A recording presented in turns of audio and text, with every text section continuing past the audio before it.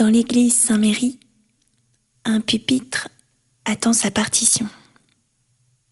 Un violoncelle espère les doigts. L'homme aime sentir les cordes maintenant indolores sous ses digitales empreintes. Entouré de ses jambes l'instrument aux courbes féminines.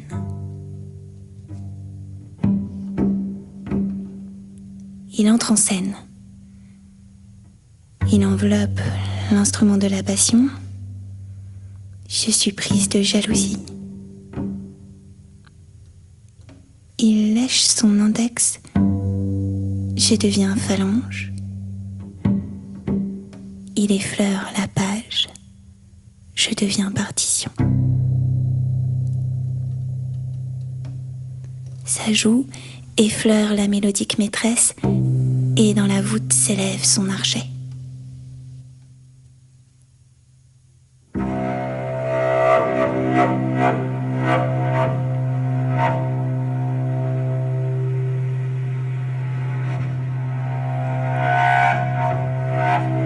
La mèche de crin s'élance. Galopante, elle frôle les cordes émues. Le premier son qui me parvient de cet homme est une note grave semblant naître de la crypte.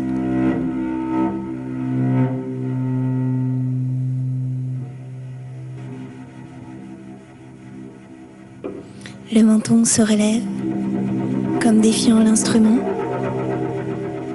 et ses bras ouverts deviennent deux ailes. Elles battent au rythme des sons expérimentaux, cognant les vitraux illuminés. Les notes, en apesanteur, se sauvent devenues feu follet. Elles entrent dans l'orgue, et ces deux anges se soulèvent caressant la voix de roseaux et d'épis.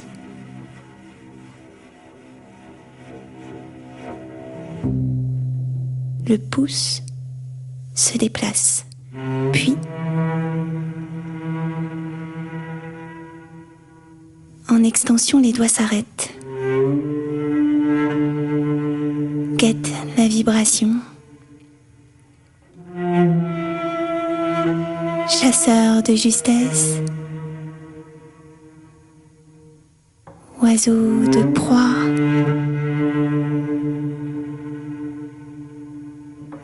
il plonge de nouveau dans les plaines, aux rivières frémissantes.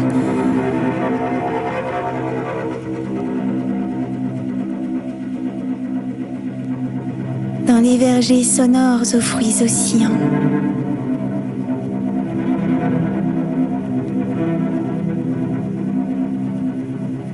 Et sa peau amplifie ses virtuoses découvertes que frissonnante j'absorbe.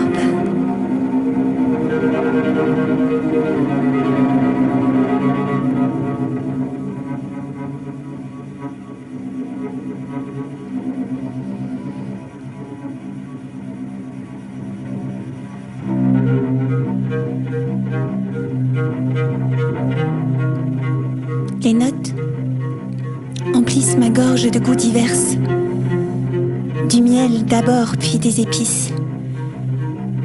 Elles longent l'arête de mon nez et s'expulsent en poussière pailletée. Le long de mes jambes, les dos se hissent, se frayant un chemin à l'aide de cordées.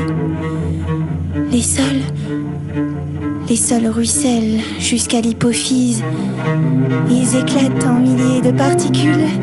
Elles deviennent huileuses. Elles se logent dans le creux de mes clavicules. Les fa pénètrent ma bouche. Ma gorge déglutissant jusqu'au cœur propulsant dans mes artères farouches des mesures enflammées. Les lacs coulent dans le bas du dos, où il tatoue ma peau de constellations mélodieuses.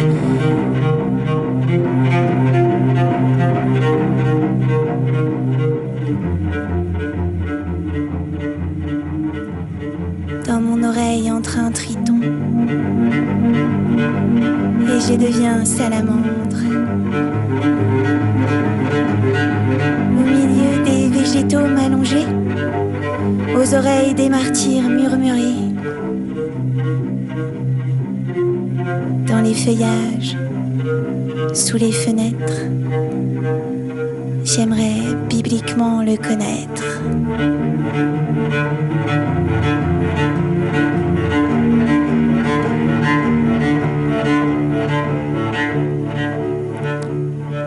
Le violoncelle cadence, échappe à ses doigts.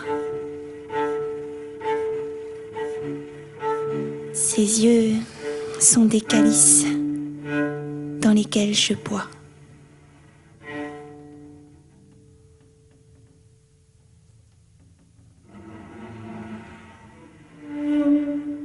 De son iris naît une étrange tubéreuse. Ses feuilles se dressent, s'agrippent aux blés, aux arcades, aux lierres, aux vignes sinueuses. La verdure s'accroche aux colonnes, elle grimpe le long des piliers, aux ogives elle s'élève, harponnée.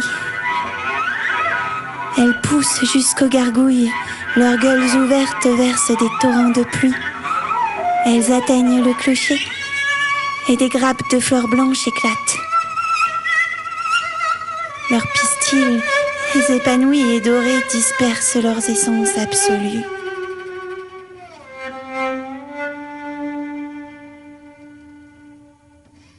J'observe l'enfant Jésus sur les genoux d'une Vierge bleue, indiqué de sa main potelée, son doigt céleste pointé sur cet homme devenu l'objet.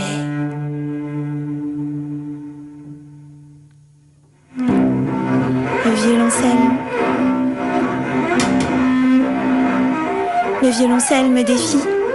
Ses cordes possessives se séparent du chevalet. Elles continuent de vibrer. Leurs pointes métalliques vives reniflent ma bouche, s'enroulent autour de mon cou. Elles glissent dans mes cheveux. Ils ondulent. Électrisés, ils me fredonnent l'Énéide.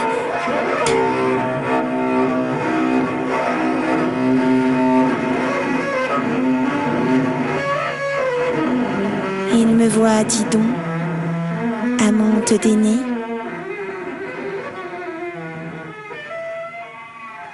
Devenue sorcière, lui son bûcher.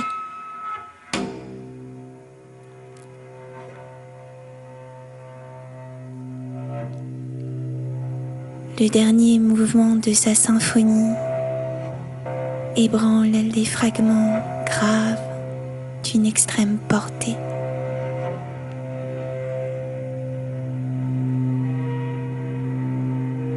Le violoncelle mélancolique appuie ses derniers mots. Sa suprême agonie exaspère mon impatience.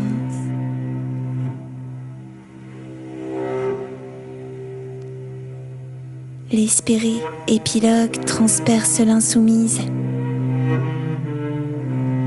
L'homme caresse le visage de ses broderies dissonantes.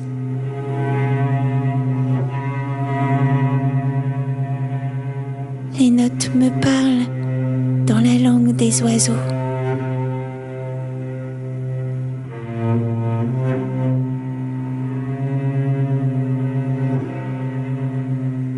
Le sort se volatilise, laissant quelques vapeurs incandescentes. L'ultime néance se dépose dans mes mains ouvertes où elle se convertit en deux perles iridescentes. Il disparaît.